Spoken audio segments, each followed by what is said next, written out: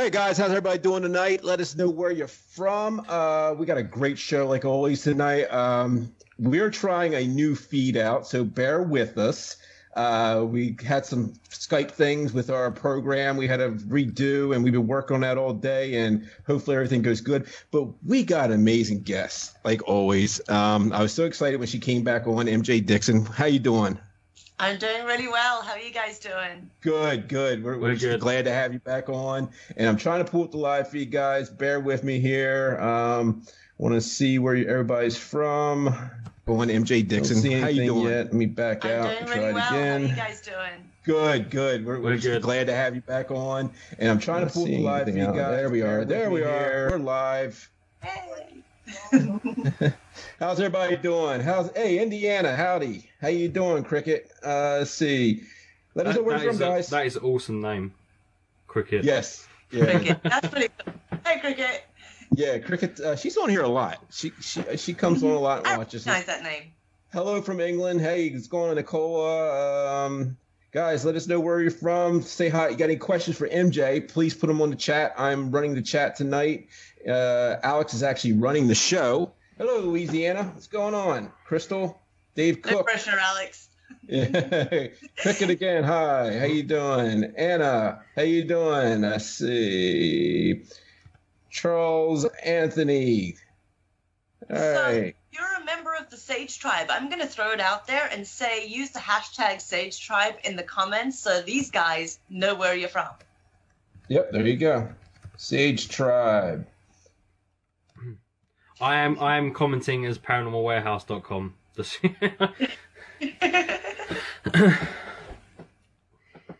All right, my wife's watching. Hey, what's going on? Oh, you already put it in there, Sage Tribe. Okay, I got you. Hey, hon. Melanie's watching. Hello from France. And I can't pronounce that name.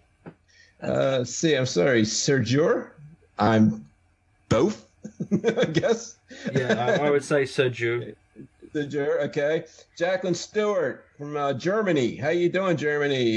Dave Cook's on here from, looks like the Brady Bunch. Yeah, yeah, it does, doesn't it? It's our new layout, guys. We're testing some new stuff out. We apologize. Bear with us. This is the first time we're doing it this way, but it looks good. Alex did a great job. Alex is actually doing everything on his side. Hello from PA. Cheryl, Melanie Hamlin, Sage Tribe. Let's see, Beverly. Hello, Beverly. Let's see, Jacqueline from Germany. Brendan Shea's watching. Hey, Bren, what's up, bro? So, guys, did Brendan upload a picture of himself with Negan the other day, or was that my imagination? No, he did. That's cool. That's just cool. With Jeffrey Dean Morgan? Yeah. It looks good. It's not though. It's Photoshop. If you really blow it up and look at it, because I was like, wait. It's because people say Brendan looks like him. Oh, right, okay. I actually met Jeffrey Dean Morgan probably like 4 years ago. He's a really nice guy. He's just the coolest guy.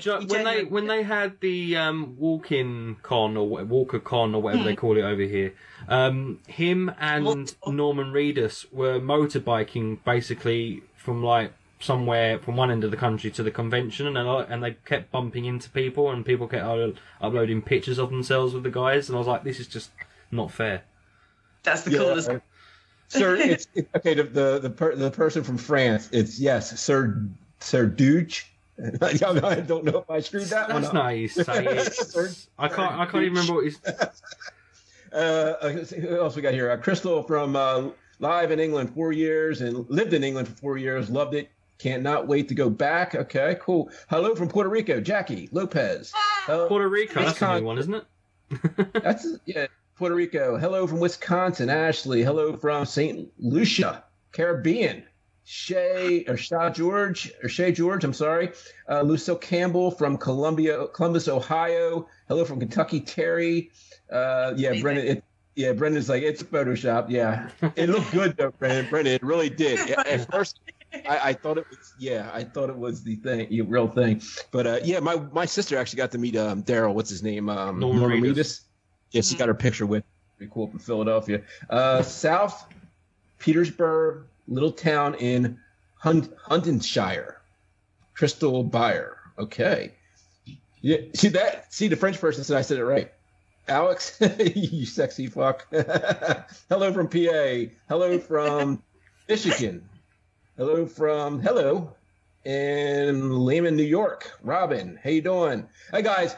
Anyway, Australia. How you doing, Sydney? From Sydney. Hello, Sydney, from Sydney, Australia. Belinda. Yeah. So got Sage coming up. Well, not coming up. It's going to be about another 8 months. But you're getting ready for it, and you got some cool ass guests. I'm seeing some of them. We actually got someone come on the show. Who's coming on the show? It was Calvin Von Crush. Calvin Von Crush, which I've seen him with Biddy. Did MJ freeze on us? I lost you guys for a second. I'm coming back. Okay, no problem. Yeah, your video froze there. Just doing something really weird. Am I back? I don't know. We can hear you. You can't. Your picture's frozen. It looks like you just ate. You're back now. Yeah. It looked like you were just eating a lemon. I did something really weird. It switched everything around. Hi from Sydney, Australia. Hi from Dallas, Texas. Amy. Bizarre. Yeah, that's Skype. Thank you. Yeah. Thank you. Thank God Microsoft bought Skype. Yeah. Right. Right. So did I at least have one of those like super sexy poses? Like, it looked like you were eating a lemon. You literally.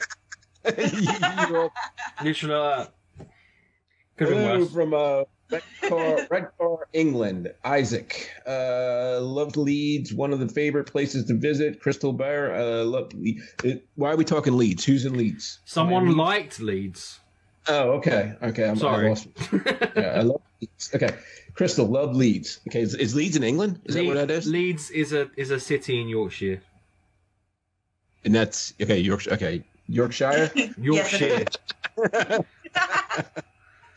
But okay, so yeah, we got a couple people from the Sage coming up, and I'm hoping we have some people coming up from Sage last year too, coming on the show here. Besides yourself, who runs Sage and is the mastermind behind it all. But you got some cool stuff coming up, girl. You're working on some new projects, kind of hush hush stuff. It's a busy year for MJ. It is. It's a busy year. Chaos. Like, my year literally started off with a bang. So November last year, I ended up doing a photo shoot for the Daily Mail newspaper. And it was this really big feature that I got to do with several other wonderful women in the paranormal industry. And it was kind of focusing on women in the paranormal field, bringing out the female investigators for a change. And so we never heard anything about this shoot. And I woke up on the 1st of January with quite a hangover, not going to lie. And everything was going nuts. So they had released that feature on the 1st of January. From there, it was going on to Good Morning Britain, live TV, the morning news, which was nerve-wracking as hell. Got to meet Ollie Murs, which apparently, he's famous or something. I don't know. I'm a metalhead. What do I know? He's like, he was on the British version of X Factor, but he didn't win it. But he still made music. Okay. But the music, I don't know it's not my kind of thing. But whatever. It's metal. It's not exactly. No. It's like pop, sort of ska, reggae kind of stuff. I don't know. Hello, Brenda from Ontario, Canada. How you doing? Nice. Oh no, I've heard some things about Ollie Murs though, but I'm not going to go into that on the show. Okay. Hold that. Yeah, so we did the feature on Good Morning Britain. From there, it was kind of all systems go with the TV show that I'm working on at the moment. I'm smack bang in the middle of filming a TV series for Sky TV, which should be on UK screens this May. So it's really hectic. I mean, I've been in London filming all day today, as you guys know. And I got back just over an hour ago. So yeah. It's been a really full-on day, considering, it's midnight here. So really busy day. We've been following you all day on Facebook, and you've been you've been at it. It's a long... It took me 3 hours to travel down to London, and then I had an hour and a half to kill for the shoot. because I got there really early and got really bored and took a bunch of selfies. Not even gonna lie. Let me say a couple of shout-outs here real quick. Lori from Edinburgh, Washington, USA. Say hello from Raymond Terrace, Australia. Lee. Paraguay. Carol. What's that? Carol from Paraguay. Yeah, from Paraguay. Never had anyone from Paraguay on watching the show That's before. amazing. Tony, what's up, brother? Tony Santora. He's a friend of ours from MAD, the MAD crew up there in Madison, Ohio. How you doing, Tony? So you've been crazy busy. I know. I remember when you posted all this stuff from Good Morning. Was it London or England or whatever it is? Morning, Britain. Yeah. Britain. Okay, Good Morning Britain. And I remember you did the photo shoot and all that. And she was fortunate enough that the male host, like the host on that day, was not Piers Morgan. Do you know what? I really wanted it to be Pierce. I was so ready. I was like, shit's going down. Like, I am going to argue. This is great. And it was funny because I was super ready to take him on. Now does he go back and forth between there and the States? Because he does stuff over here. He doesn't do that so much because he left CNN or whatever he was doing. Okay. He used to the Piers Morgan Tonight Show. And back in I think it was maybe 2012, he actually interviewed John Zaffis about exorcisms and demonology. And they kind of focused on one of the cases that was one of John's biggest cases. And so I watched this whole interview and I was like, holy crap, Piers Morgan's into this stuff. Yeah. So I did all my research. And he didn't argue it or anything with John? Sorry? He didn't argue anything with John. He just kind of went with the flow. He was really intrigued by everything. So he was very engaged in it, and he seemed really, really fascinated with it. So when I got to the studio, I was like, I am so doing this. I'm ready. I've done my research. I know what he thinks about the paranormal. Right. And I got there and he wasn't there. I was like, are you kidding? Yeah, it was a guy called Ben Shepherd instead. Ben's lovely, though. I always get Ben Shepherd mixed up with Ed Sheeran. I don't know why. It's the the other day I was like, who's that ginger guy from Suffolk? He does the music. Is his name Ben Shepherd? What? There's nothing PC about that. I didn't say who's that smelly, disgusting ginger person, did I? That orange head guy. Yeah. There's nothing wrong with gingers. Gingers are cool. Just need love too. Right. So yeah, it literally all kicked off after going on Good Morning Britain. I had already been in talks with the production company for this show, and everything it snowballed. It really did. I had 50 events planned for this year for Sage, and I had to kind of pull the reins back on everything because it was so much so quickly. Everything kind of just hit at the same moment. I'm in the moment, in the process of sorting out my Sage Paranormal cruise through Europe. Right. That's coming up in May, so it's all systems go for that at the moment. And that's a really difficult one because you're arranging all these tours and paranormal things and that in 5 different countries. And, I've only been to these places a couple of times before, and it just so happens that the 3 days that we're in Venice, there's one of the biggest film festivals that happens every couple of years is hosted in Venice. And so there's no motorboats for taxis. There's no this, there's no that.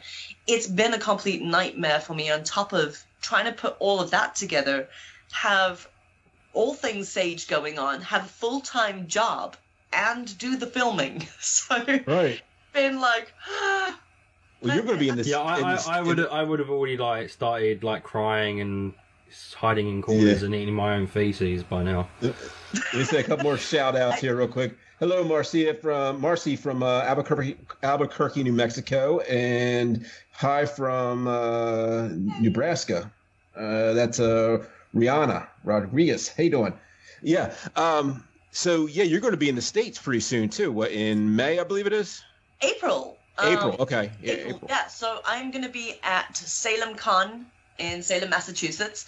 Nice. And I'm not one of the speakers or anything. I attend the convention every year because Mark and Lauren, who run Salem Con, are very good friends of mine.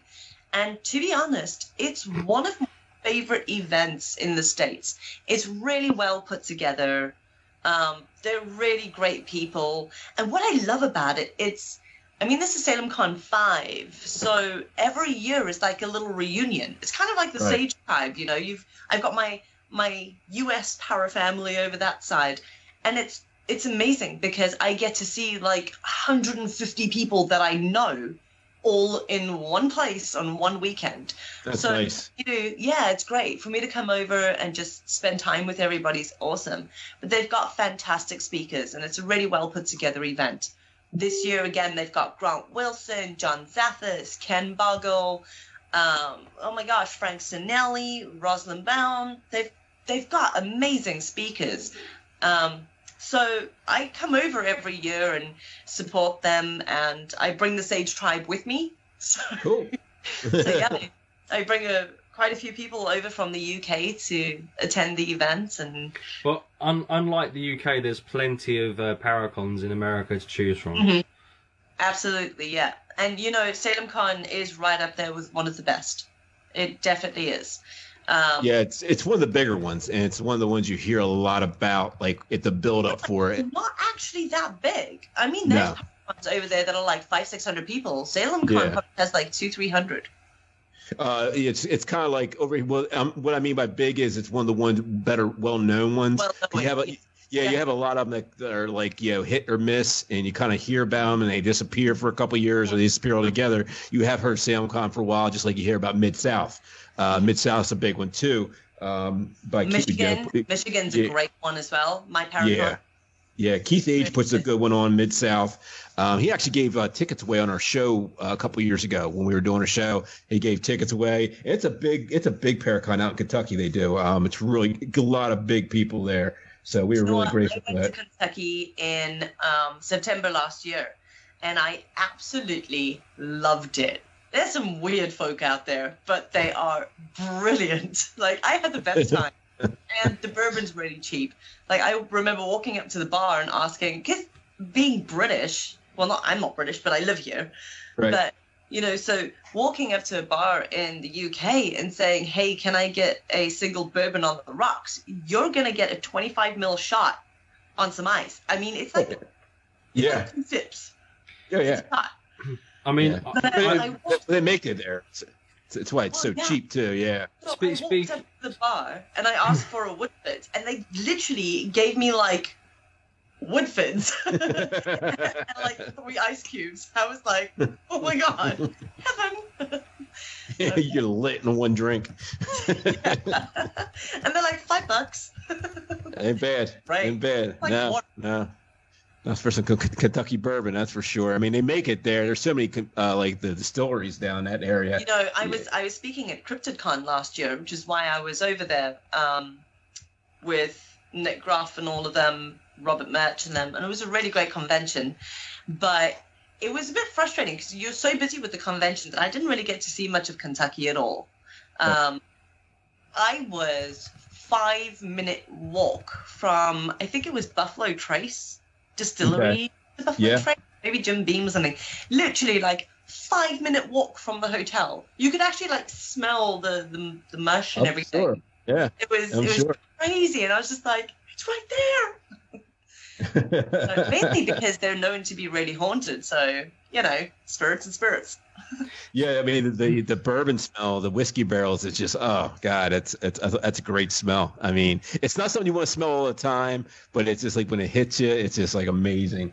But you're probably, I don't know where CryptidCon it was held in Kentucky or in that area, but you're close to Bobby Mackey's and all that stuff. I know. I only found that out after I left. They were like, oh yeah, Waverly Hills is like up the road. And I was like, Waverly Hills, Anderson, Bobby Mackey's, they're all within like a couple hours of each other right there. Bobby Mackey's it might as well be in Ohio. It's so close to Cincinnati, but when I was there, that was like one of my last legs on a 4-week tour, 8 states.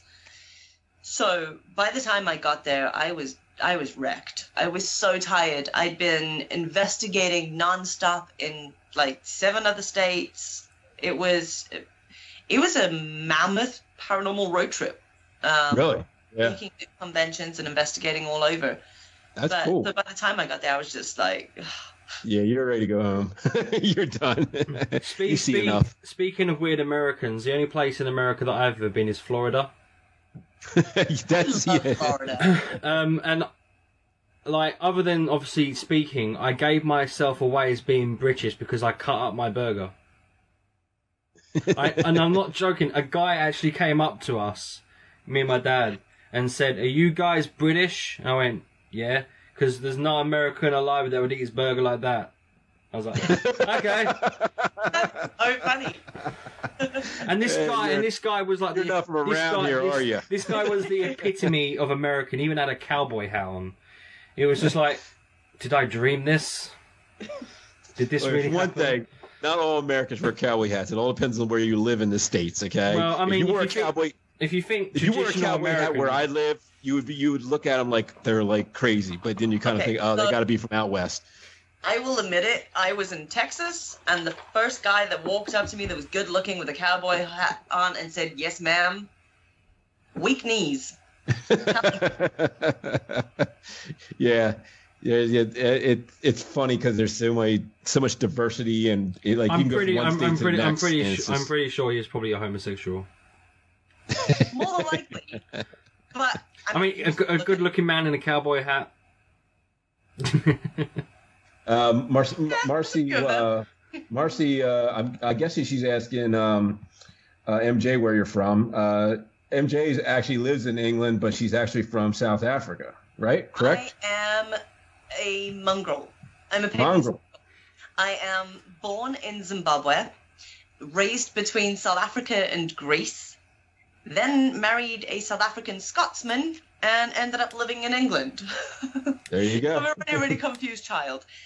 So my accent's a little weird because I switch between South African, British, and American constantly. The South African accent's one of my favourite accents. I just love the South African accent. Because mine is really diluted. I actually, I'm going to be playing a really small part in a movie coming up. I think we're filming next month. It's a friend of mine who's producing and filming it. And he was like, "I really need you to play the part of the paranormal investigator in the movie. You know, it's just a pretty good concept for the show." Well, it's fitting. Yeah, right. And I was like, "Yeah, got that covered. You know, bring some equipment along and we'll make it really realistic." And he was like, "Just don't put any of the equipment on because some of the parts we're going to film in my house, and if it goes off, I'm going to freak out." But just debunk it. Yeah, right.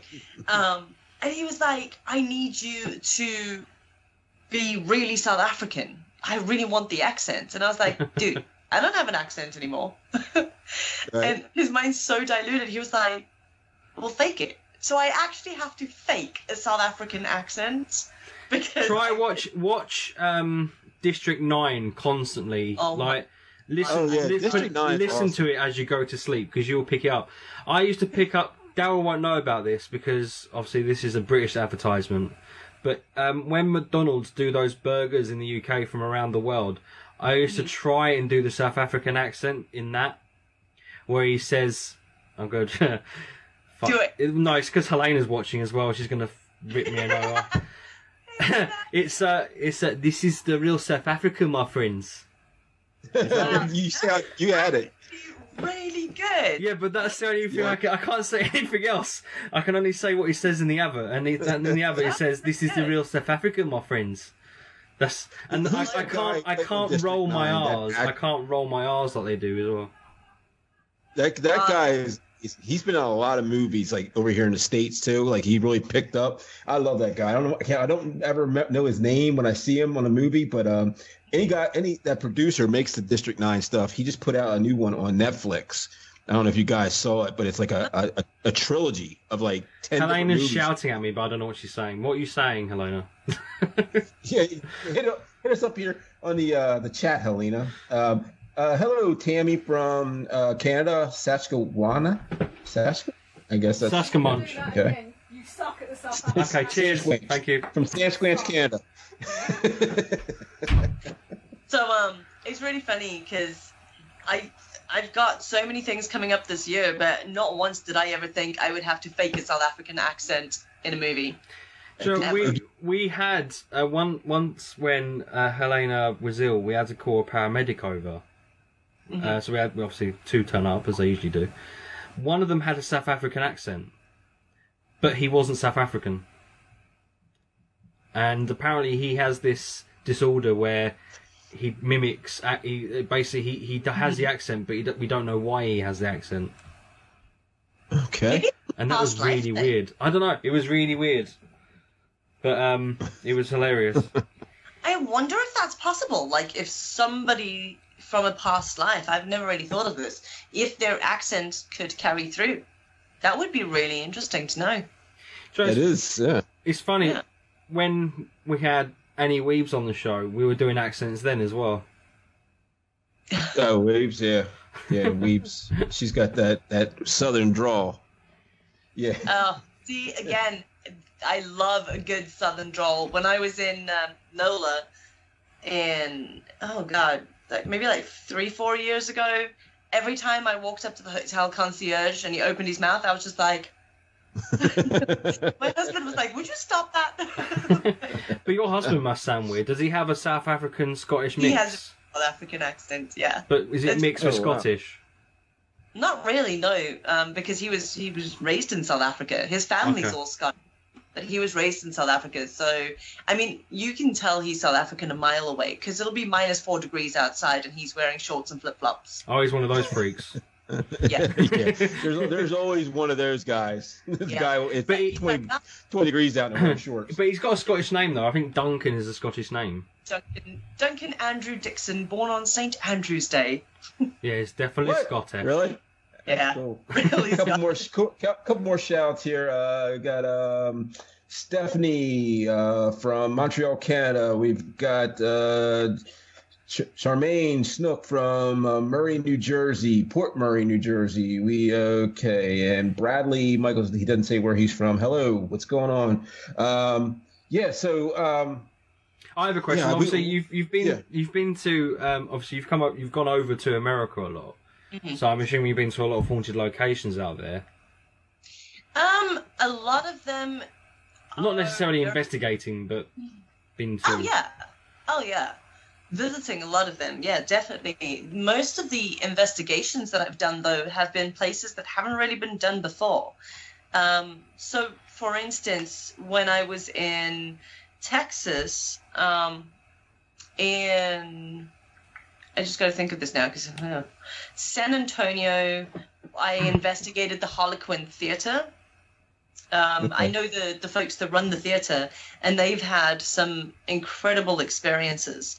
Everything from full-bodied apparitions to disembodied voices to feeling a presence on the stage with them, to having one of the show cast members, her 3-year-old little girl, well, she was about 2.5, 3 years old, started pointing and crying and going completely hysterical. And when they asked her what was going on, she kept saying there was another little girl, like she didn't like the other little girl. They've had really bizarre experiences in this theater, and it is really active. It's a fantastic place. So I was lucky enough. There were just 4 of us that went in and did a really good investigation, and we got quite a bit of information through on Spirit Box and that sort of thing. So it was very cool. Obviously, I got to visit like the Alamo and all of that while I was out there. That's cool. I investigated a couple places in New Orleans. Oh gosh, it was so long ago I can't even think of it now. Did a lot of the cemetery tours and things. I investigated Bloody Mary, the voodoo queen, voodoo priestess Bloody Mary. I investigated her house when I was in New Orleans. That was... Oh, that's cool. How'd that go? Oh, it was really interesting. Yeah. It was a bit strange because prior to actually going to New Orleans, I had done an investigation over here in the UK, and I kept seeing these symbols, and I kept thinking, okay, like I can draw these things, but this isn't Wiccan. I'm Wiccan. Right. So, I kind of have a bit of an understanding of that side of things. And I was like, wow, this definitely looks like voodoo. Right. It looked pagan to me. It looks like voodoo. And I didn't know enough about it. I didn't have any knowledge back then, I don't think, about anything voodoo at the time. And so I drew them, started writing everything down, like all the impressions I was getting in this location. I was like, it's really strange, because why would it be in the UK? And when I got to New Orleans, to Bloody Mary's house, I brought up the symbol and I was like trying to explain it. And she was like, oh, that's Papa Legba. And I'm like, say what? Like, right. What's that? And she was like, no, we draw that on things. It's to open the gateway between the two worlds. It's inviting them in. And she had it painted on the entire door of her house. And pretty much exactly what I had drawn in this shop, this place I was investigating. And then it made me realize that these people were using voodoo rituals to keep the place active. They were kind of conjuring things to keep the location active, so investigators would go in and pay the money to investigate. Yeah. Wow. That's crazy. I love voodoo. I love it's just. I know it shouldn't be, but it's just so cool. And the fact that's where like zombies and stuff come from. That's where the the superstition of zombies and stuff from Haiti and places like that. Yeah. I want to say a little shout out here. You look a bit different on the live feed. I don't know if you noticed. You dick. Okay, I want to say, if I don't even think anybody's going to notice, to be honest with you. Say a couple shouts out here. Tanya from Huma, Louisiana. Say Tammy Basin. Thank you, Tammy. We love you too. She says you love you guys. Link Parapeeps. Yeah, shared. Thank you very much. Did you? It's still on there. Were you moving it around as I'm moving my head? Okay. MJ, I don't know if you can see, but I just put our logo over his head. Yeah, which is basically the logo is me anyway, with a skull on an American flag. But thanks guys. We appreciate it. We love you guys too, and thanks for watching us. That is crazy though. So somebody there is trying to conjure up voodoo. Yeah, absolutely. Wow. Trying to keep the place active. So, and I also picked up on like kind of little hex bags and things, and that there was something a bit untoward going on. And the woman who was running this business was like, well, things haven't been great recently. And I said to her, well, it could be one of two things. You could be bringing in something seriously negative that's actually doing more harm than good. While, yes, your place is active, is it really worth it? And you're bringing something a bit nasty in. And the other thing is, what I'm picking up is somebody's actually hexed you properly. And I went around the location and I found a couple of the hex bags. I really?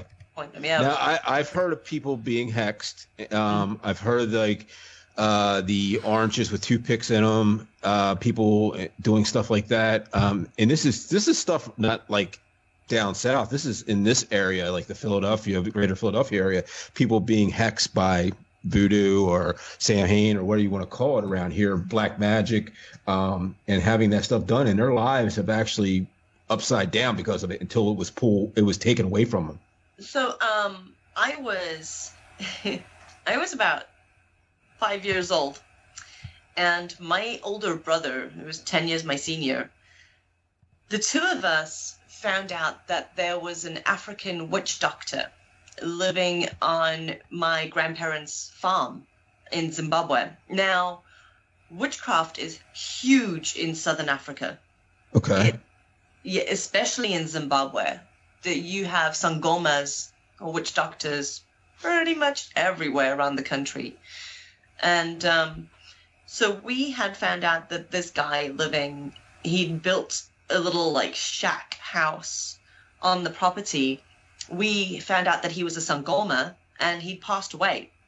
And the story was that he had gold coins buried somewhere around his house. So me being 5 years old, listening to my older brother, he went on a treasure hunt, and the two of us ended up going into this shack and finding all of his medicine bottles and things with all sorts of potions and that in. We ended up breaking a lot of them and all sorts of things. And we were then told by another Sangoma that because of that, we were cursed. Ooh. And to be honest, for several years, anything that could go wrong went horribly wrong. And we actually had to go to another witch doctor and have this curse removed. So my first run-in with that sort of thing happened really early on in life. Let me ask you, you guys probably know more about this than I do. Now, when it comes to voodoo and stuff like that, is there a good version of it, or is it all just bad? No, absolutely a good version. I mean, everything is your intent. So whether it's voodoo, whether you're Wiccan, whether it's whatever, Santeria, or whatever you're practicing, you know, intent is everything. It's the same as using a Ouija board. People go, oh my God, I'm not touching a board. It's demonic. Hashtag it's a demon. Zozo's going to come through. Hey, we don't say the D word on this show. Dick. Oh. Trying to keep it professional there. Right. Oh, you shouldn't have come on this show then. Yeah. It's lucky I've been concentrating on running it. I've been fairly quiet. I mean, I know. I was actually. there's one viewer that would love that, but she's not watching tonight. So, That's your buddy, so I'm buddy from Tasmania. Yeah, so Alex has a fan on... from Tasmania, just loves him. Yeah, she wants me to wear a gag on the show. Amazing. I might let that happen. But so, like the ball gag over at how. Well, we'll see. We'll see where things go. Let's see what kind of mood he's in. It's all about the mood. My train of thought. Well, yeah, as I was saying, getting back to the Ouija board thing. So when you're using a board, or whether you're practicing any form of magic, whatever the case may be, it's your intent that sets anything. So if you're going in with a positive intent and you're planning on having a positive outcome for something, positive attracts positive. If you're going out trying to curse somebody and that's your intent, yeah, it's a really powerful thing. You know, that's what's going to happen. My aunt actually had somebody hex her really badly in Zimbabwe. You say Zimbabwe properly, I swear, unless it's just your accent. Unless it's just your accent that makes it sound proper. Because I say Zimbabwe. Zimbabwe? Yeah, you say it properly. What do you mean properly? It sounds like genuine. Alex, you say it then, and I'll say it. Zimbabwe. Zimbabwe. Zimbabwe. See what I mean? Zimbabwe. That's too funny. All right, guys, all at once now. Zimbabwe. Iraq. Oh shit. So, my aunt had somebody sneak onto her property and hide over 400 hex bags on her property. Jesus. Yeah, they found voodoo dolls with pins through her head and. Did she know who did this? Yeah, we found out. And she again had to go to a African witch doctor, Sangoma, to go and have all of that removed. And it was funny because they said to her, make a salt water solution and put it in a spray bottle and then walk around your garden and your house and just spray this salt water, really strong salt water, everywhere on your property. And wherever it starts to smell, dig.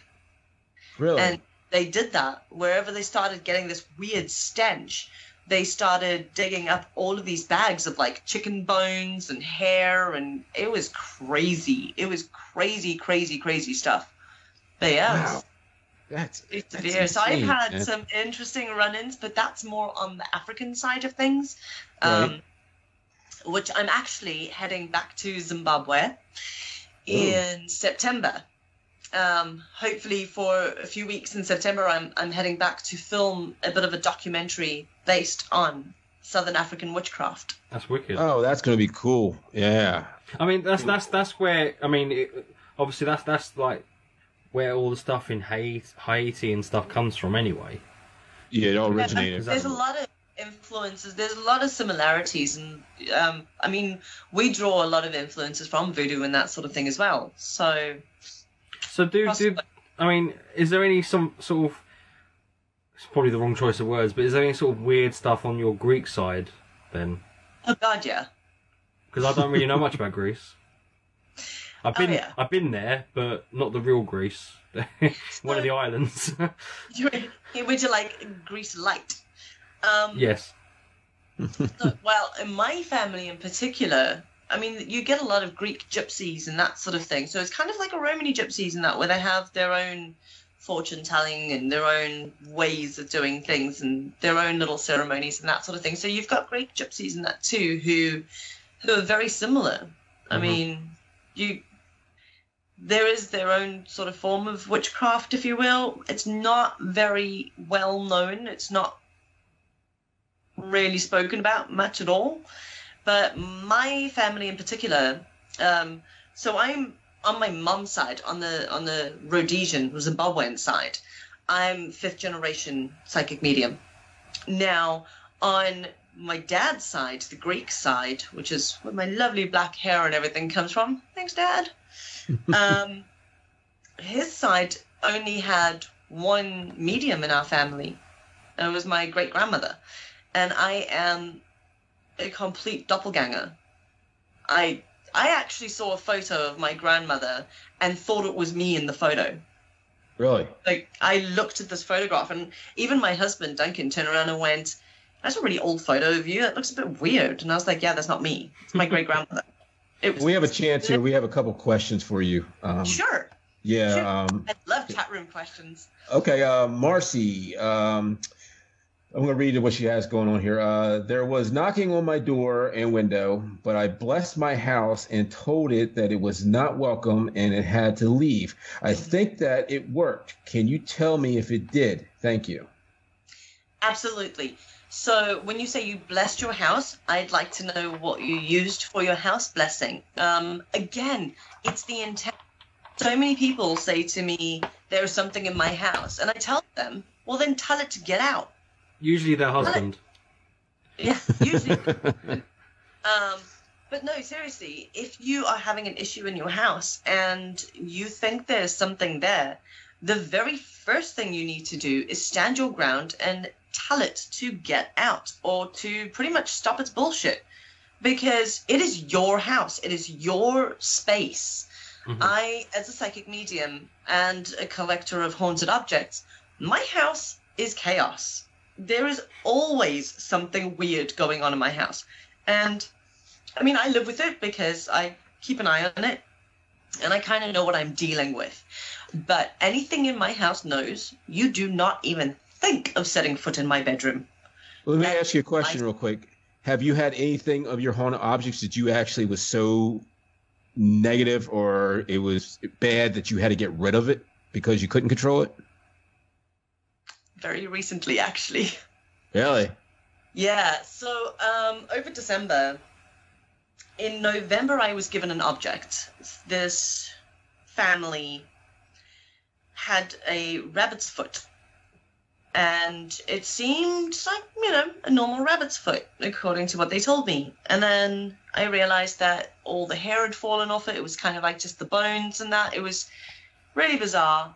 And they said that since they had that in their possession, several things had gone wrong, and that they had thrown it away, like physically threw it away, and it turned up back in the house several times.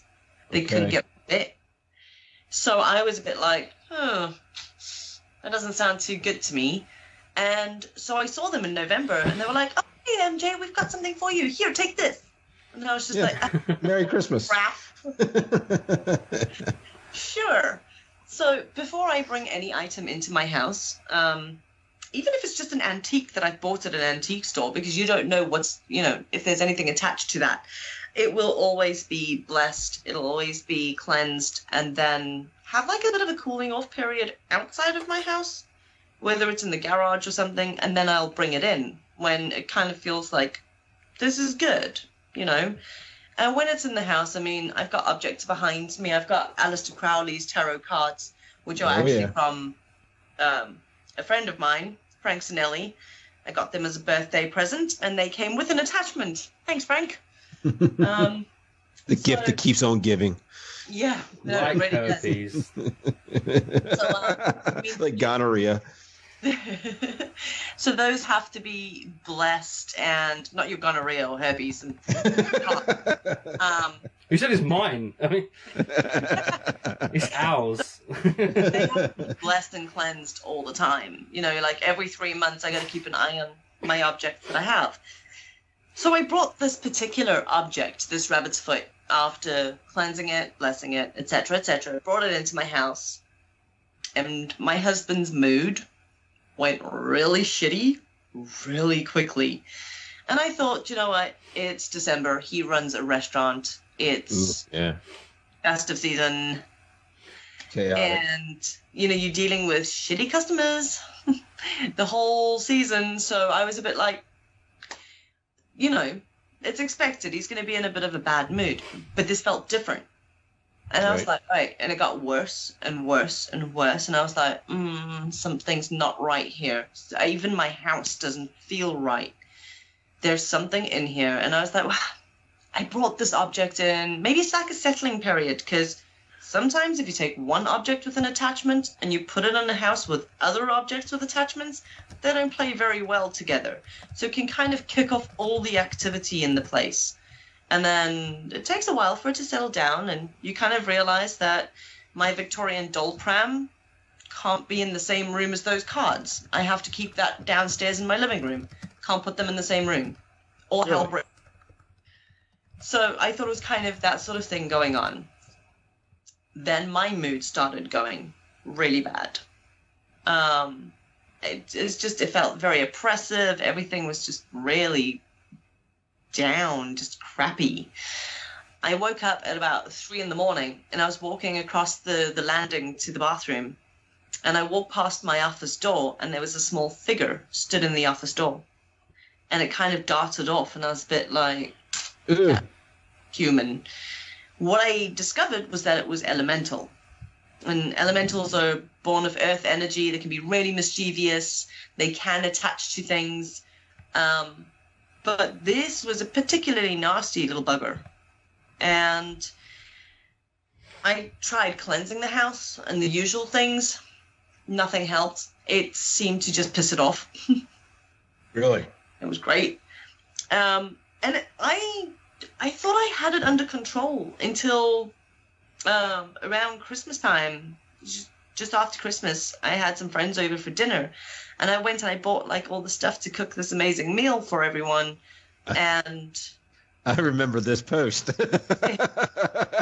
Yeah, I offered to come round in their stead. I remember that. I offered to come round in their stead, but I live like 4 hours away. MJ was not happy. I was not happy. I was not happy. But this is why I wasn't happy at that moment as well, because I had gone and bought a whole bunch of stuff to make this amazing dinner, and the next morning, literally the next morning, I opened my refrigerator and all my fresh fruit and vegetables had rotted. Let me guess.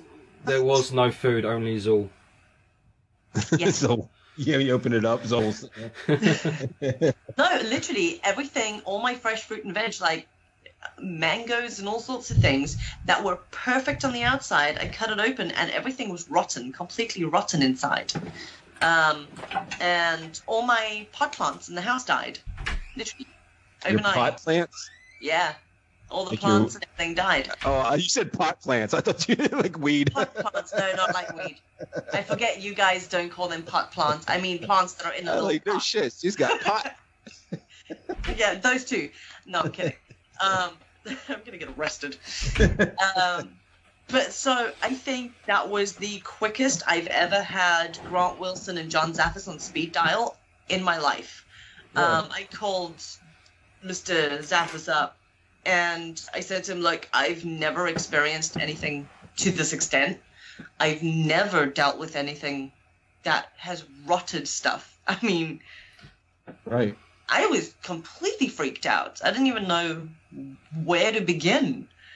I'd not experienced that personally. I mean, you read about it, but Right. reading about cases and studying cases, is completely different to when it actually happens. Yeah, because when you're reading a case or you see something on TV where they it's a reenactment or something like that, you're like, yeah, that didn't happen. Come on, it wasn't like that.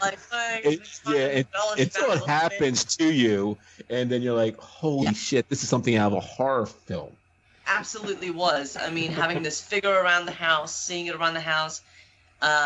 A couple friends of mine had actually seen things when we were on Skype. They had seen a figure walk past behind me. They'd seen glowing red eyes. And when I was talking to them, I laughed it off. They were like, no, seriously, we saw like glowing red eyes behind you. And I was like, ha, glowing red eyes. Well, little demon horns. What the hell? Like, that stuff last time we were on that was happening. But seriously, something was going on. And John gave me some great advice. I don't know if anyone can actually see all the witchy jars I have everywhere. I am a practicing witch. It kind of runs in the family.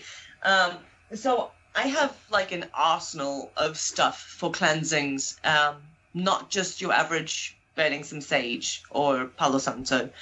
I have Yerba Santa. I've got all sorts of black salt. I have holy water from the Vatican. Really? Yeah. I actually have a bottle of holy water from the Vatican. I'm gonna get to you a second here, Tammy. Give me 1 second. I got another question. We got a couple more questions for you. Yeah, but sorry about this. So wrapping that whole thing up, I had some really good advice from John and them. I had to cleanse the house. The item is currently hiding in my garage. Haven't been in there since. How do you get rid of something like that? I mean, what would you do to take that item out of your house so no one else has to deal with that?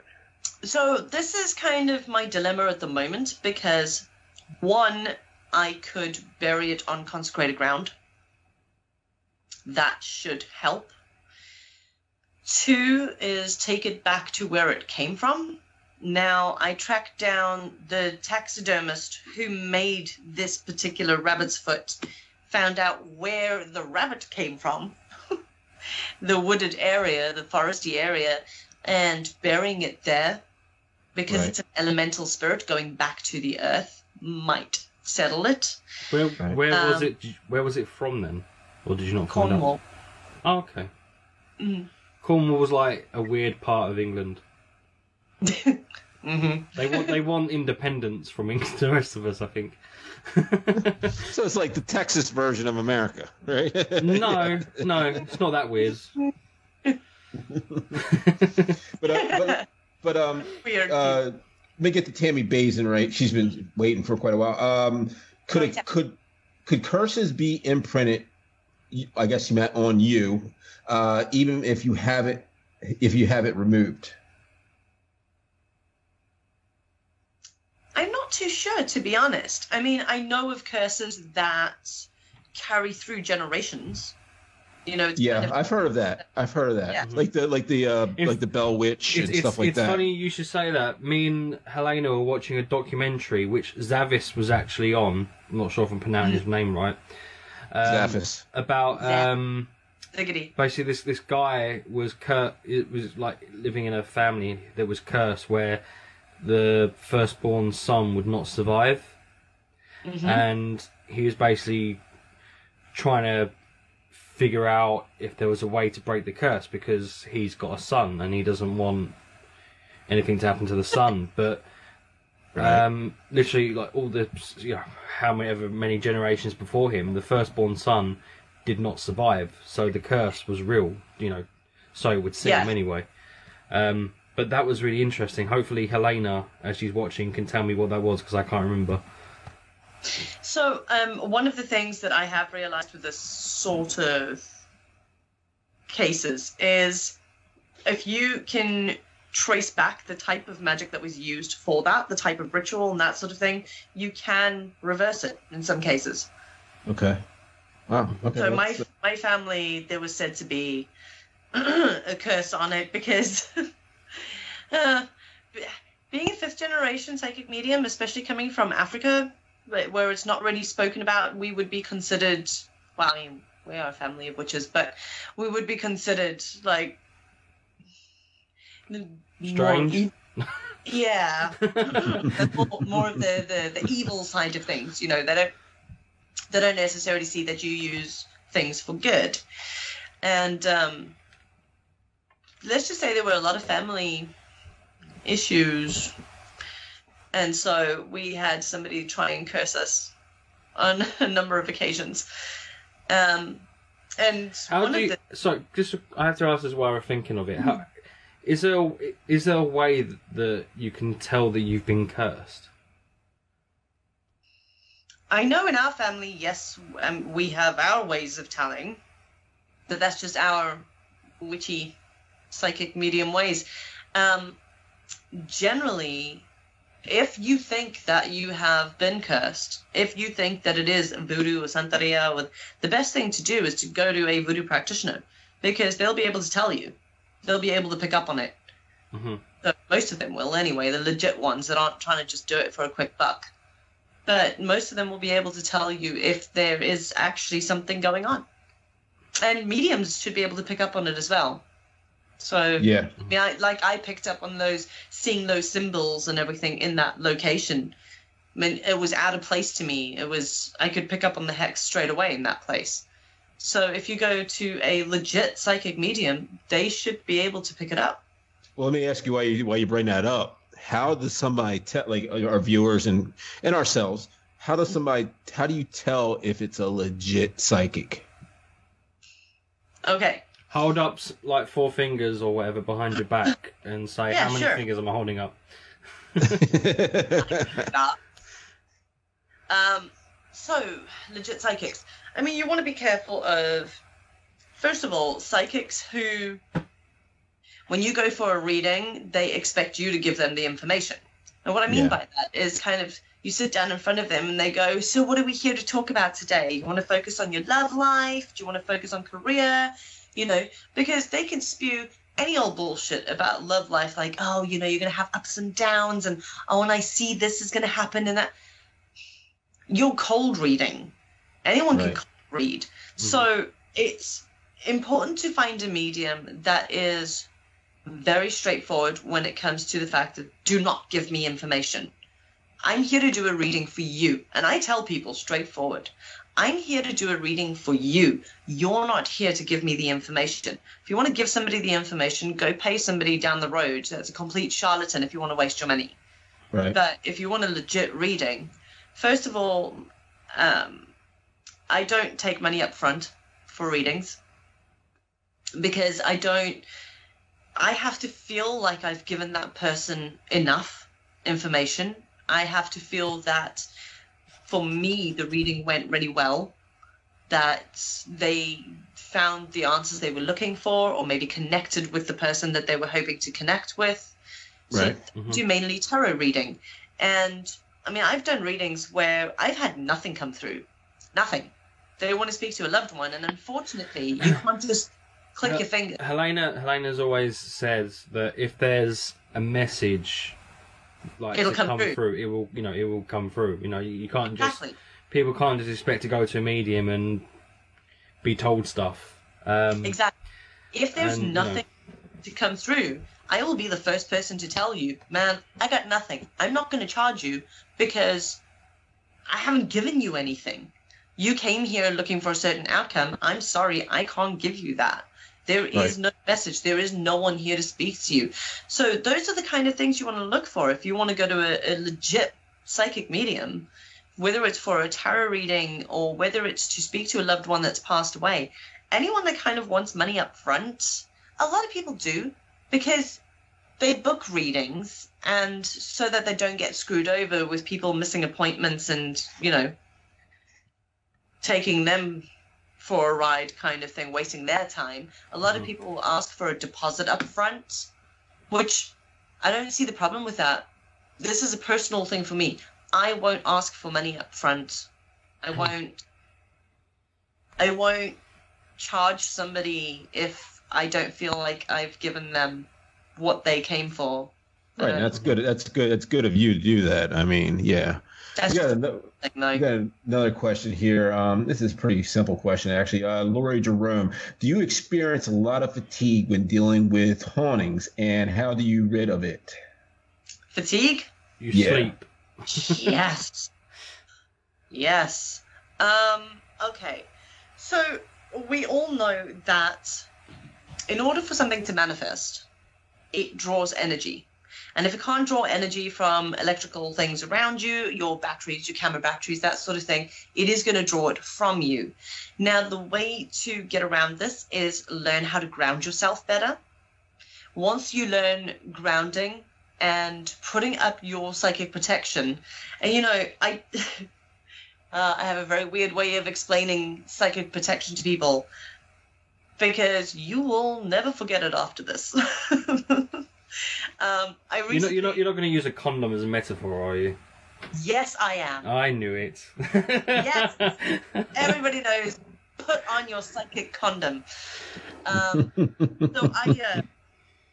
It was too funny, actually. At the beginning of February, I did a charity event for the Walsall Deaf People Centre. So everybody had a hearing impairment, and I had 2 interpreters with me just signing the whole night, and it was fantastic. We had a great night, really active night.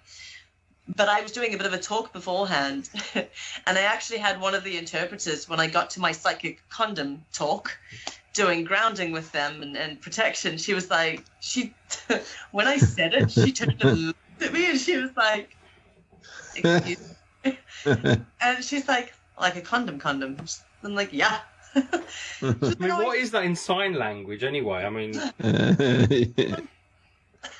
I know what sausage is, but I mean, I know what sausage is. That's amazing. That is sausage. I think. I was quite intrigued by the fact that, because I was thinking, you know, everyone's walking around going, ooh, like this the whole night, and I was like, oh, what's the sign for ghost? And they were like, ooh. I was like, oh. That explains that, yeah. I just thought they were taking the piss. No, it's genuinely the sign. So going back to the psychic condom, if you struggle to envision a bubble of white light around yourself and you really battle with that sort of thing, some people can't visualize things like that. They just struggle with it. So they feel that if they can't visualize it, that they don't have their protection up. Really just imagine a glow-in-the-dark condom. Honestly. See, I immediately think of lightsabers. Lightsabers. Wow. What? But seriously though, you know, dealing with the fatigue, grounding and protection is a huge part of that.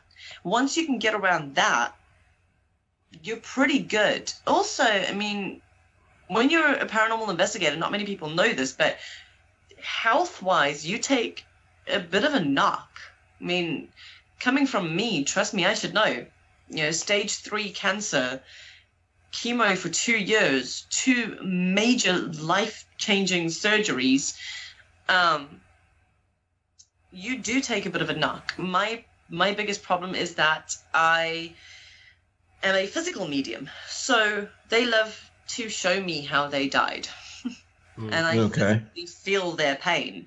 So if somebody has died from kidney failure, I will have the most excruciating kidney pain to the point where I can barely stand or can't breathe properly, just in agony. That's something you and Helena have in common. Yeah, so exactly, which is why Helena battles with her health so badly, is because your body is taking that strain, you're taking it on. And even with protection, some of us, that's just our thing. That's how we receive more information, unfortunately. Yeah, because when I first started investigating, I was quite slim. And now I'm fat as fuck. So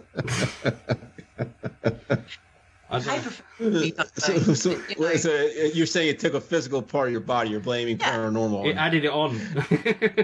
Added it on. But seriously, though, also, and why I'm bringing up the health side of things is, as an investigator, you should be eating better. I am guilty of not doing that. Don't even bring it up. I had chocolate for breakfast. So did I. I had ice cream for breakfast, so, you know. I'm not even joking. I had ice cream for breakfast for 2 years through chemo. Nothing wrong with that. Yeah, but you've got an excuse. Wait, it just took nausea away. There you go. Yeah. Took nausea away. I was like, screw this. If I've got cancer, I'm eating ice cream for breakfast. Like, try and stop me. Yeah. But so your diet plays a really big part in it as well. Mm-hmm. It will help for the fatigue. I tell you what's quite good on a paranormal investigation. I know a lot of people drink like Red Bull and stuff like that, and you crash harder. And take You crash harder. Oh, I thought you said you crap harder. Well, that too. That too, yeah. But no, eating bananas, because bananas give you a lot of energy. And people don't realise. So, hence, I eat too many of them. So basically, long story short, imagine a protective layer of a spiritual condom to protect you from paranormal clap. Yeah. I mean, I know it sounds stupid, but that is actually quite a good way of thinking about it. Of no, imagining seriously. it. I mean, Because people say, imagine a big ball of light coming down and going around you. It's like, I'm going to use a condom instead. Same thing. Do you know what? I mean, and I say this to people all the time, and the reason I use the whole condom thing is because would you go out and have a one-night stand without a condom? Most people won't. Because you don't know what you're going to pick up. You don't know what you're going to get. So why would you go into a location and not put your protection up before you go in? Or when you get there, put your protection on. Because you don't know what's in that location. You don't know what you're going to get. You don't know if there's anything dark. You don't know if there's anything like, hey, Grandma Jones, she's chilled. You don't know. At the end of the day, the last thing you want is to pick up a psychic STD of sorts. The clap. That's one way. Paraclap. Paraclap. Oh, God. By putting your psychic condom on and by visualizing it that way, it makes it a hell of a lot easier to visualize. It's kind of funny. Bringing the humor into it, again, when you bring humor into your investigations and that lightheartedness, that lighthearted energy, it makes for a better investigation because you're kind of setting the feel for the night. It is like everybody thinks investigating has to be super serious. Right. I hate that. Super ethereal. Yeah, I'm going to hold that thought while I grab my tight black t-shirt that's 2 sizes too small and Daryl. Show my my K2 meter. my black t-shirts are 3 sizes too small. Yeah. I can't even get that out. It's a cool little team name and. Basically, but that's like the rule. You wear a black t-shirt. You stand with a frown and cross your arms. Completely in black, looking like a cat burglar today. And everybody's got the same symbol. And I mean, hate that. in fairness, I have done that, like for a photo, but I have done it ironically because I was investigating first. Did you cross your arms? Yeah. I took the piss out of a friend of ours, didn't I, Daryl? And I mean, in fairness, 30 East Drive is shit, and nothing was happening, so we just took a load of funny photos instead. And you're right. If you have a bit more fun on an investigation, you'll be surprised what can happen. I mean, we had an investigation once where we just started dancing to some music, and we got some really weird evidence afterwards. Exactly. But we tried doing the exact same thing at 30 East Drive. Still, nothing happened. So put it this way, right? If you I say this to people when I'm teaching them about EVP and that. So there's active and passive EVPs. So passive EVPs leaving a recorder running, just reviewing it afterwards, seeing if you picked anything up. Active, obviously asking your EVP questions and that sort of thing. Now, one of the things that I keep telling people is there's certain questions you shouldn't ask. Right? If there's anyone here, would you like to communicate with me? Hold that thought. Would you walk into a bar and say that? Are you not supposed to? No. That's why I'm going wrong. That's why I have no That's why you friends. don't have any friends. Is there anyone in this bar that wants to communicate with me? So, this is, you wouldn't walk into a bar and go, would anyone like to communicate with me? You'd walk in, judge the crowd, and go, hey guys, how we doing? Mm-hmm. So, yeah. I don't know, what's on the TV? Let's get a drink. Let's have a chat. Basically, if you're watching, don't go into a location, just copy whatever Most Haunted do. Actually do something a bit more interesting. Pretty much. No disrespect to the Most Haunted or anything, obviously. Avoid things like, if there's anyone here, would you like to communicate with me? One of my next really big pet peeves. If you do something, do it now, and I promise you we will leave. Congratulations, you're an idiot. Because now you've got to keep your word. So right. if they that do ends something, the investigation. If they do something, you've said you have to leave. So you're leaving just as the activity starts. Right. What's the point? There's absolutely no point. If you don't leave, then you're proving that you have no respect. You're lying. How can you build up a certain level of trust with whatever spirits are there that want to communicate with you if you're not keeping your side of the bargain? Me and Helena discovered that if you bribe them with like those little bottles of whiskey and stuff that you can get in cigarettes, it works. Interesting. Like, especially if you're on an American airbase. Interesting. So, another thing is asking things like, how did you die? What if they didn't know they were dead? Right. What if they don't want to talk about it? I'm really going to want to speak to you. Seriously? Or, things like, what's a couple of my other favorites? You gotta have the knock once for yes, twice for no. Right. You still do that? It's kind of 2005. Yeah, right. Yeah, I'm happy just asking them to knock, like, to show that they're there. Make a noise. Yeah, if that's the easiest way to communicate. If you're gonna ask like yes or no questions, at least try and get them to do it through an SB7 or something.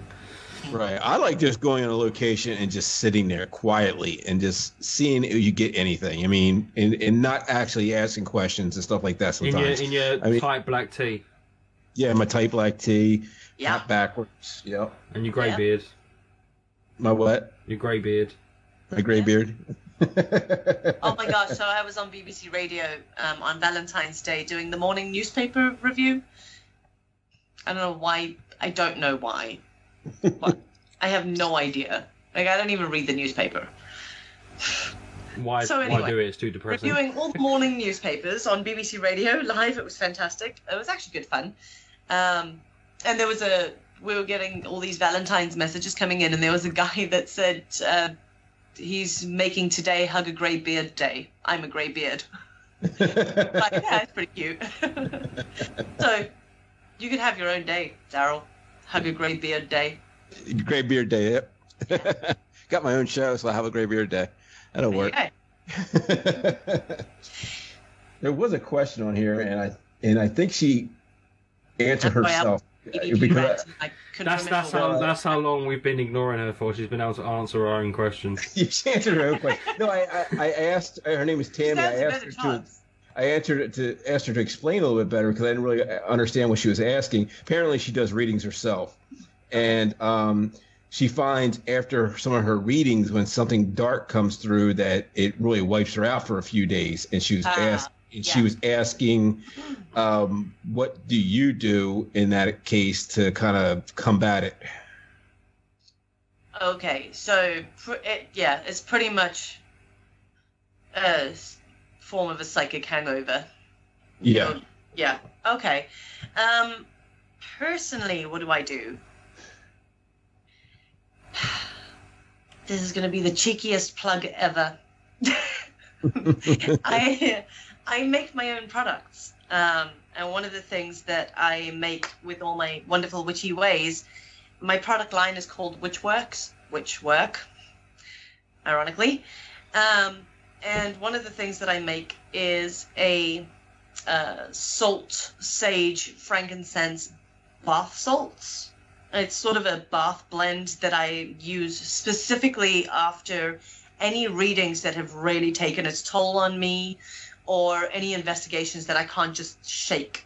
I have created this sort of a blend of different salts, added magnesium flakes, about 90 different minerals and things in there. It's got clary sage oil, it's got frankincense and a few other bits and bobs in it, but it's sort of my wind down blend that kind of kicks any psychic hangover to the curb, boosts your energy back up. Another thing is peppermint oil and rosemary and sweet orange essential oil. If you want to put a few drops of those in your bath water, or even just put them on a face cloth in the hot shower, so you can kind of get the scent in the shower. It really uplifts you, revitalizes you. I think it's been proven that the smell of oranges and stuff can actually just generally make you feel good. Yeah, absolutely. I mean, it actually has a physical effect on you. But rosemary can be used for protection as well. So another thing that I do is I burn bay leaves. So I don't know if you probably won't see it from that camera angle, but I've got like a big thing of bay leaves on the top of the shelf over there that I usually just pick them and dry them out. You can just go to a store and find them in the spice rack, like spice thing. Just grab some bay leaves and burn about 4 or 5 of them, and keep it in quite a small room if you can, and just let the smoke go around the room. Inhale a little. It will calm you down. It will reduce any anxiety. It also helps for protection, and it'll kind of uplift you as well. Yerba Santa is another one that's really good. So burning some Yerba Santa in the house will really help sort that out. Really? Okay. Well, I hope that answered her question. She was asking also a question, is a good combination of crystals for protection? I'm guessing, yeah. Okay.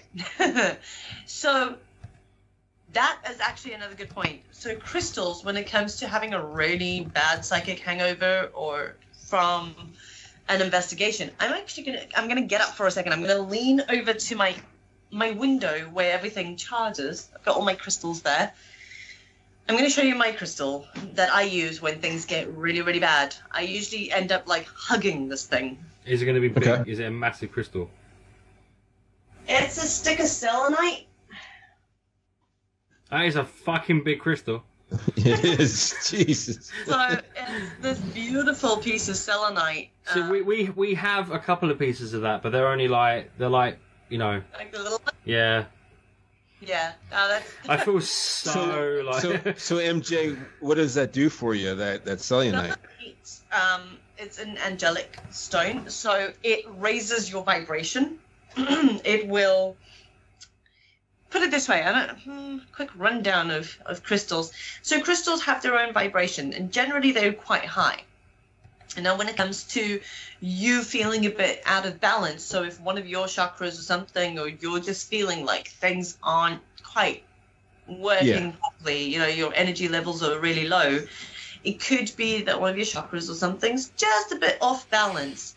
Now what you want to do is take something with a higher vibration, being selenite being one of the highest, and I generally, like if I have a really bad headache or if I'm feeling really tired, I'll take one of the smaller selenite sticks and I'll just put it on like my nose and my forehead, and I'll lay with it on my forehead for a while. Would you recommend laying in the bath with them? Because I saw someone upload a picture of that the other time. What, like the whole bath of crystals? Yeah. I think I posted that. Yeah, what I was going to say, I thought it must be you. I spiritualed so hard today. Yeah. I wouldn't recommend putting selenite. Oh no, that's going to hurt like hell, but you know. That and it'll disintegrate. But you know, yeah. So using different types of crystals, I use selenite to uplift things, because if you have a low vibration and you put something with a higher vibration on your body, it's going to raise your energy. It's going to raise your vibration, your frequency back up. So you will feel charged. You'll have more energy. I'm digging in my pocket because I don't go anywhere without it. I have a black obsidian pendulum that I use, and I keep either black tourmaline or obsidian in my pocket pretty much at all times because it's a really nice grounding stone. Yeah, crystals are good. Fluorite's really good. Try and stay away from moldavite because in the psychic world we call it a moldavite trip because it can pretty much be like acid. Oh, wicked. Where do I get it? Yeah, where do I get that at? Everyone's like, wait, what? It's like the Breaking Bad of like paranormal crystals. I just want to give a couple of shout outs to people who are just joining. Oh, I can't believe I just said shout outs. I want to say a couple of hellos to people that are watching. We have a mutual friend, MJ. James Anito is watching, and James, I'll see him in April. And hey Goose. What's up, Goose? What's up, Goose? James? I just want to say that whenever I see his name, I just want to say that's what you do. When you see Goose in person, you go, Goose! That's what you gotta do. When people see me, they go, I'm not going to say that word. So, I was going to say the C word then. Sorry, I'm going to blind myself with this light for a second. Angel thing. You've gone like Marilyn Manson white. Yeah, right. I wanted to just put the light up so I could show you that. What is that? That is moldavite. Can you see it okay? That's the one you said it trips you out? Yes. I'm trying to figure out. What happens if you swallow it then? Or do you crush it up and... No, never mind. Snort it? There you go. That's a little chunk of moldavite. I found my favorite stone, moldavite. Let's get stoned. Let's get stoned. Woohoo! Get the moldavite. Actually, people infuse different oils with moldavite crystals, and apparently it can be like really trippy. So, hey, throwing it out there for anyone that likes crystals. Natural trip. Goose says he uses a bloodstone. Bloodstone's good. Okay. All right. Yeah. I've heard of it. I mean, it's kind of sad, but I'm going to take advantage of it. There's a shop near me in Great Yarmouth that's like a witchy, crystal-y shop that's closing down. Well, he's not closing down, he's retiring. So when I get paid next week, I'm going to go there and sort of buy as much of his stock as possible of crystals. Interesting. How far is that from me? It's in Great Yarmouth. It's like as far. Empty the car. It's almost as far east as you can go. Okay. I don't think I've been that side yet. Oh, well, you wouldn't want to. Great Yarmouth's a shithole. So what other questions have we got in the chat room? I'm trying to go back because people now are just like... People are saying... Oh, Helena said something about using a paranormal condom to stop ghosts putting the willies up here. Or something like that. Tammy Basley says, MJ, wow, what a beautiful piece. I guess she was talking about your stones. Love and light to you all. Yep, thank you, Tammy. Oh yeah, and if you're okay with cats, you can stay at ours. That's what Helena just said. What's that again? Yes. I'm totally allergic to cats, but it doesn't bug me. Yeah, we've got 7. I love them. So it's nothing an antihistamine can't fix. So I'm trying to go back here. There's a lot of people just saying thank you. Tammy, love it. Thanks so much. I heard Bale's Someone's like, yeah, I don't understand why Daryl has to wear really tight black t-shirts. Who's he trying to impress? That is not on there anywhere. No, we're looking... And I'm wearing a thermal. Thank you very much because it's cold as shit right now. Not a black t-shirt. Is it tight? No, it's. I mean I'm that's 220. I'm 220 pounds. I mean, I don't know Fat what you want me to do. Yeah. I don't know what you want me to do with this. So this is the longest show we've had. This is the longest show we've had for ages. My coffee cup is very appropriate. It's my witch's brew. There you go. That pretty soon. Daryl's going to be having a I got my Mansfield cup. You're going to have a mug soon with our logo on. Yeah, that's actually our logos and everything are on the way. So, and you actually can go buy our merchandise on Paranormal Warehouse on the store, and actually it'll be on our YouTube page here soon. That would be awesome because I totally need one of those. There you go. It's cool. It's a skull face and a beard and everything. That's cool. I love your logo. It's really cool. You could thank Alex for that. It took me forever to do that. He's putting it over my face again. On the show. I was just showing people. Like, yeah, that's what you can get. Yeah. I mean, there's all kinds of stuff on there with our logo on it. You got the book bag, phone case, stickers, phone case, tablet case, mugs, a baby onesie hoodies. If you want one. The only thing we don't have is hats, which is kind of strange. I don't know why we don't. Yeah, have I don't know why they don't do that. But I mean, you know what? I was just thinking. I promised that I would announce a speaker for Sage Paracon. I forgot all about that. That's what I was going to ask. Yeah, we got to talking about everything. Let's go for that.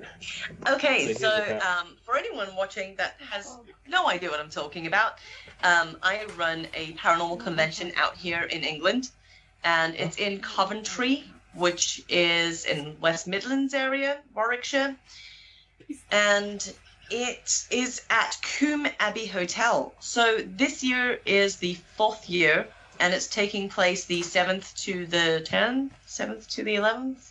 I don't know, somewhere around there.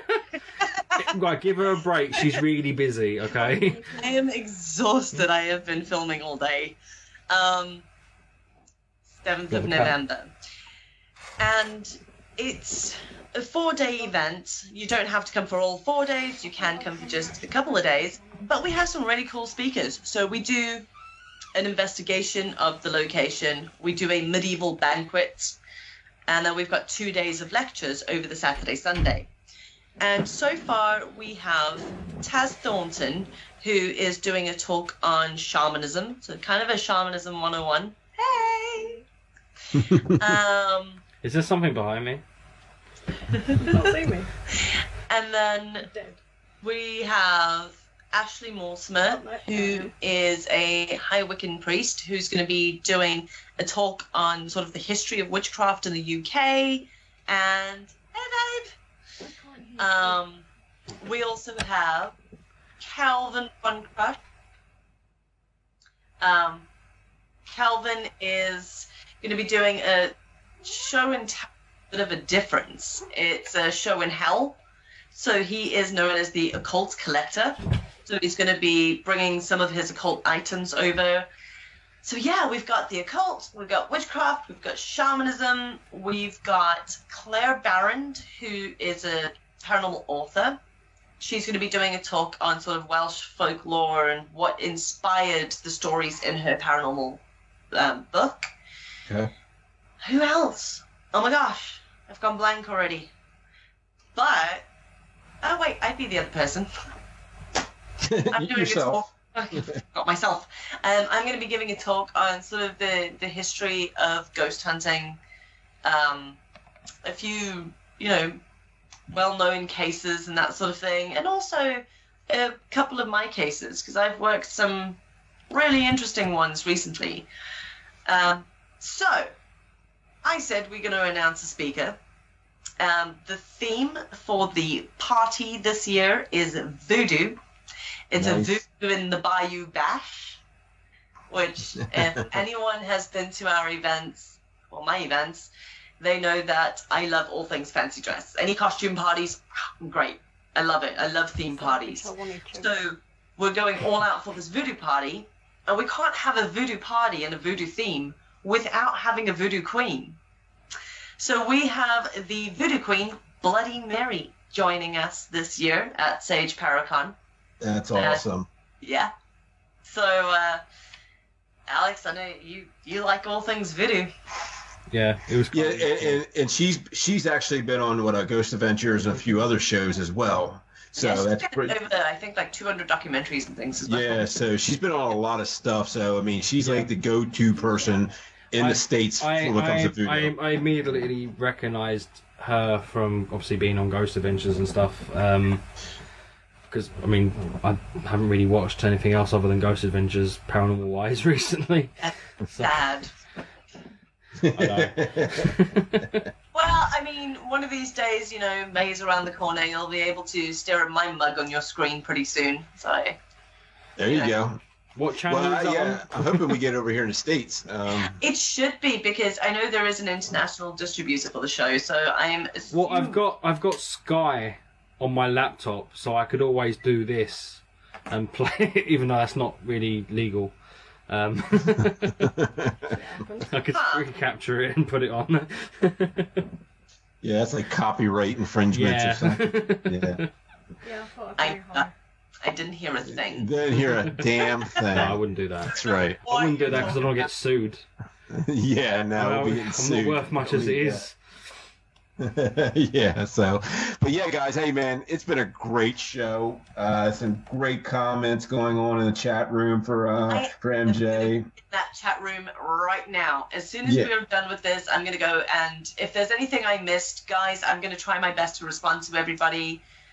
Thanks for listening to me ramble. No, it's That's always okay. a pleasure. We did exactly the same thing on someone else's show the other day, so. Yeah, that was a fun show though, and I'm gonna give awesome. that was a good show we did on Friday. We were on a radio show it was actually from Wisconsin and Canada. It was kind of strange. Yeah, we problem is we don't know when to shut up. Yeah, we actually just kept rambling on for 2 hours straight, but it was fun. It was a lot of fun. It's nice when you don't have to do your own stuff, right? It's nice when you can just sit back and just talk. But it was a great show, guys. Thanks for watching. Who we got next week, Alex? Merrick Alora. Hey. I'm not saying anything more than that. Yeah. He's a legend. Yeah, you've got to tune in for that one too, guys. I mean, we have a couple awesome months coming up. Me and Daryl are going to have a reading, let's say, next week. By yes, Merrick it Alora. started out. Our winter started out, of course, in January, but in February we kicked it off with Johnny Hauser, and we went on to Girls vs. Ghosts. We have MJ, and the lineup just keeps getting better and better every year, every month. You guys got Katrina Weidman coming up soon, don't you? Yes, we do. In 6 weeks, roughly. May? Is that May we have her? No, or April. April. First of April. Yeah, so Katrina will be on. We could talk all her shows she's been doing for the last 10 or 15 years. Ashley Godwin, Barry John, who MJ obviously not. For people who don't know who Ashley is, Ashley's from Ghost Hunters International. She was on there for a few seasons. She's awesome. We're going to be having a live Ouija board session with another friend of MJ, with Karen. Karen Dahlman? Yeah, she's going to be doing a Ouija board session with us at some point. I love that one so much. It is ridiculous. And we've got other plans as well. I mean, we're planning on possibly doing a live SB7 session as well on the show. Oh, pretty cool. Helena just thought of that. Oh, guys, we have, and also, but I don't mean to cut you off. You got to go check out our live investigations that are starting March 2nd. On our YouTube page, which is the Paranormal Warehouse YouTube page. We're going to have live investigations March 2nd and March 16th. We have another one, and there'll be another one after that. And it's going to keep growing over the months. We have 3 or 4 teams lined up right now throughout the States. We're trying to get some over in the UK and all around the world, actually. We're advertising 25th that. of May. 25th of May. It's you. Come with me. Live investigation. Where? All right. Where? The Village in Mansfield. Can I actually come? Like, actually be there? Yeah. Sweet. Because you were talking to I'm not dead, everybody, if you're wondering. Yeah. I forgot to lock the door. I've had a few messages to see if I'm dead or not, and I'm not dead. Did you let her out of the basement? I look dead. We live in the UK. We don't have I'm a not basement. dead. If I had a basement, he'd be living in it. I'd be happy there. Trying to lock him in a shed, but he won't have it. Like, we'd literally get people round to measure up the curtains, and then they'll take them down to the basement. She'd knock them out, I'd eat them. Or we could try and get Alex to put up a shelf, because that was useless. Oh dear. At least I can do this better than Daryl. Yeah, but Daryl can't send an email. Daryl can put up a shelf. I can put up a shelf. I mean, he should be able to. He runs a building company. So I need to live with both of you, is that what you're saying? One to send an email and one to do the DIY. Ignore them and talk to me. Okay. So, on a serious note, though, the 25th of May, I have booked the village in Mansfield. So, I've never been there. I've heard good things. I've heard some really good things. I've seen some other teams' footage that they've sent, and it looks really good. So I'm quite excited about it, actually. But if you guys want to do a Paranormal Warehouse live investigation, come and join me. Hell yeah. We're there. Yeah. We'll be weird twin mediums together. Yes. Yes, we will. In case you heard it first on here. Just to explain, this village is like an abandoned village. It's full of soldiers. Mm-hmm. Cool. That sounds awesome. So you heard here, we have another one coming up May 25th. It's a little ways out, but that's cool because we can start advertising for it in April and May. May 25th in this village. What's it called again? Mansfield. It's a village in Mansfield. Mansfield Village. Okay, so not to mistake that with Mansfield here in the States, which is a prison, which is basically this. No. That's Moundsville. This is Mansfield. No, there's Mansfield. This is Mansfield right here, and there's Moundsville. Two different prisons. Oh, okay, Jesus Christ. Yeah, two totally different areas. Mansfield is where they filmed Shawshank Redemption. Oh, of course, yes. Talking of stones. I'll wear my amethyst. So, yeah, well, May 25th. Yeah, let's do it. Let's hook it up. We're there. We'll do it.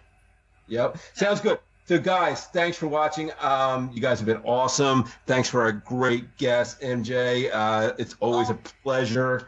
She's super busy and so nice. I mean, she's a crazy day to day for her, and she was so nice to come on here. I know you're fucking a ghost. There you go. Yes.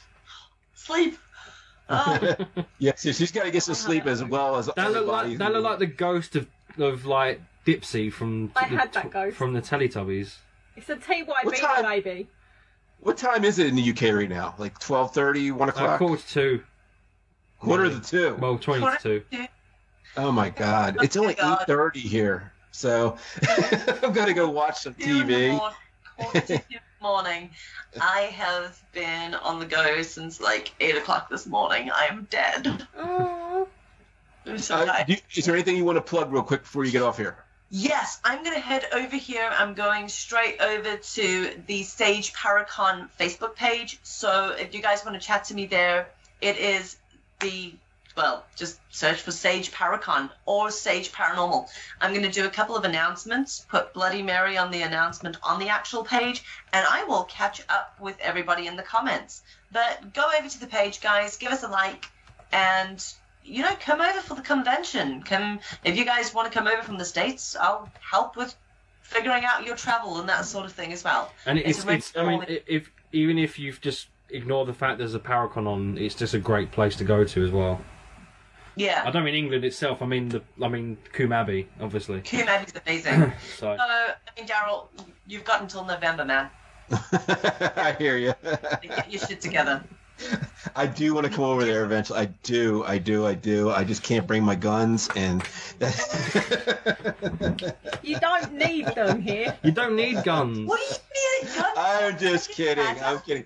He always badgers me and beats on me because I'm American and I have a firearms license and all that shit. Yeah, so. But Daryl, if I'm honest, I'm happy for you to have a firearm. I trust you. I don't trust You're not a mental. You don't know that. He hides it in his beard. Yeah. No, but guys, great show, and we're going to get out of here, let everybody go to bed. We appreciate you watching, and we love you all, and tune in next week. It's going to be an amazing show once again. All right, we're out. Love you guys. Love you too. Bye. Bye.